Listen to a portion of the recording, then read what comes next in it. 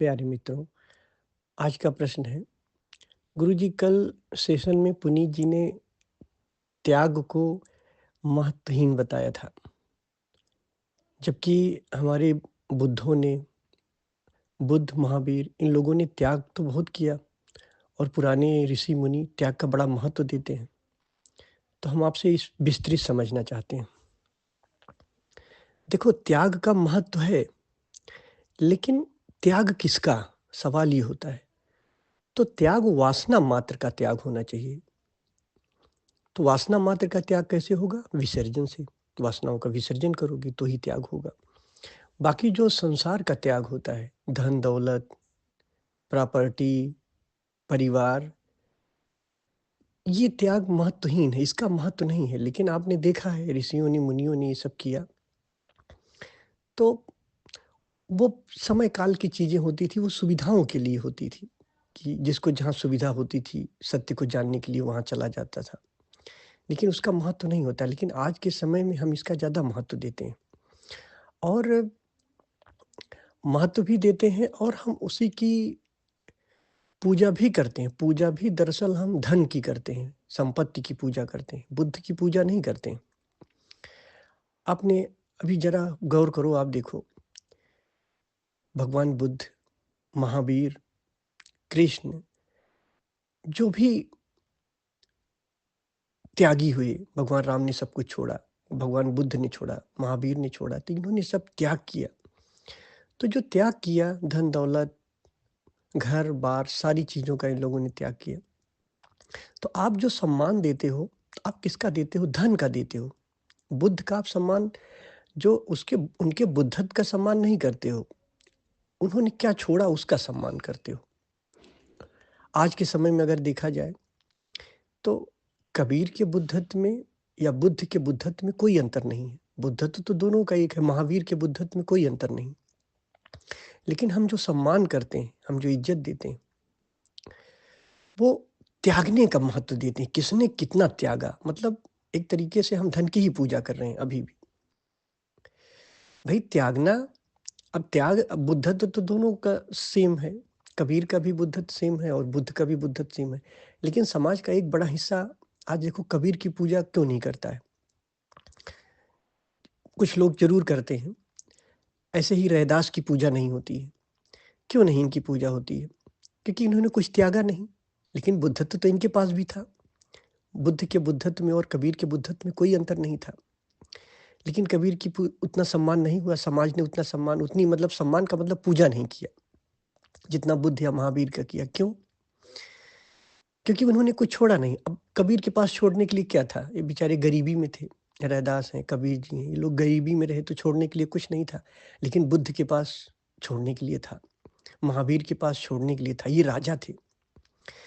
तो आप उस छोड़ने की पूजा करते हो, उस छोड़ने का महत्व देते हो, उस ज्ञान का महत्व नहीं देते हो। आप शायद ये कहानी नहीं जानते हो कि जब भगवान बुद्ध लौट के आए संसार में, पहले क्या हुआ? संसार किसने छोड़ा था? सिद्धार्थ ने।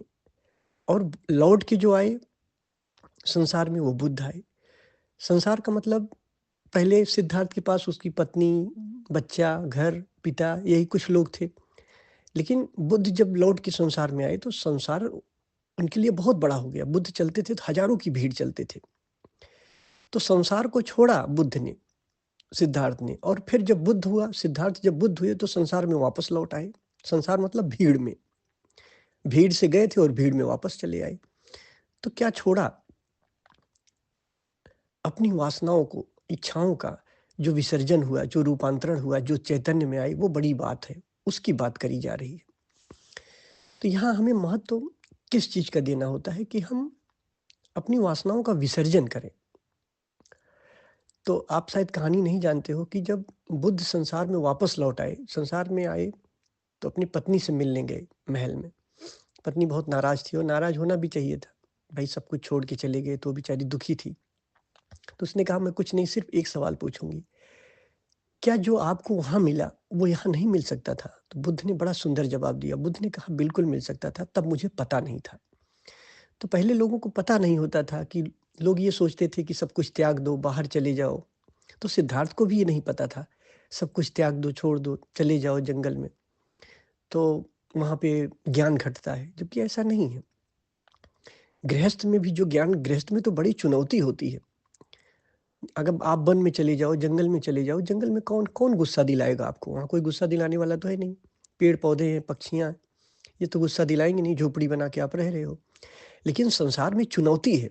यहाँ कदम-कदम पे लोग गुस्सा दिला रहे हैं, कदम-कदम पे लोग परेशान कर रहे हैं। यहाँ वासनाओं का विसर्जन करना, वासनाओं को देखना बड़ा आसान होता है। आप अकेले चले जाओगे जंगल में तो वासनाओं को देखोगे कैसे? आपके भीतर वासना को दिखाने वाला कौन है वहाँ? इसलिए गृहस्थ योग सबसे उत्तम योग माना जाता है कि यहाँ चुनौतियाँ रहती हैं और चुनौतियों में हम स्वयं को जान पाते हैं, स्वयं का अनुभव कर पाते हैं। तो इसीलिए समाज उसी का सम्मान देता है। समाज हमेशा ये सोचता है कि जो हमारे उल्टे हों, हम उन्हीं की पूजा करने लगें। जैसे हम रोज़ खाना खाते हैं, बिना खाए नहीं रह पाते। कोई मिल गया महात्मा जो भोजन को त्याग दिया है, तो हम उसकी पूजा करने लगेंगे। हम घर, धन, दौलत को पकड़ना चाहते हैं, संसार में कोई है जो इसको छोड़ दिया है, तो हम उसको पूजा करने लगेंगे। हमसे ठीक उल्टा जो काम करेगा, हम उसकी पूजा करने लगते हैं। जबकि यहाँ कोई बुद्धत्व की बात नहीं है। तो बस ये ध्यान रखना कि त्यागना उत्तम है, लेकिन त्याग किसका हो? चाह मात्र का त्याग हो जाए। अब चाह मात्र का त्याग कैसे संभव है? जब वासनाओं का विसर्जन होगा, जब आपकी वासनाएँ चैतन्य स्वरूप में वापस आ जाएँगी। तो ध्यान रखना, पहले भारत कहते नहीं सोने की चिड़िया थी, सब संपन्न थे राजा। जहाँ जो समाज संपन्न होता वहाँ धार्मिकता क्यों आ जाती? क्योंकि फिर उससे ऊब पैदा होती है कि धन में तो आनंद है नहीं, तो फिर क्या कुछ ऐसी चीज़ है जहाँ आनंद है? तो फिर आनंद की खोज शुरू होती है। फिर आनंद के उसमें आते हैं हम। तो ध्यान रखना, त्याग होना चाहिए, लेकिन त्याग चाह मात्र का होना चाहिए। और चाह मात्र का त्याग कैसे करोगे? अब यही तो कोई बताता नहीं, कैसे करोगे? विसर्जन करोगे तब होगा, और वो भी ध्यान से संभव है। धन्यवाद।